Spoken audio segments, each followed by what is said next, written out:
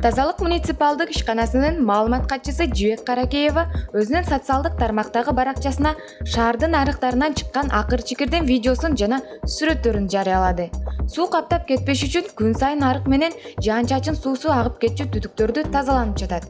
Каракееванын айтымында ал жактан чыккан таштандылардын арасында желим бөтөлкө, целлофан, тамекенин калдыгы, балмуздак, шоколад сыяктуу тамак аштын кабактарына көп болот.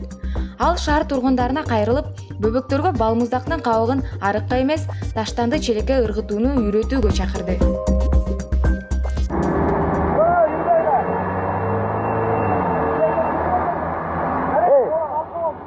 Takılıp kalmasın Kara.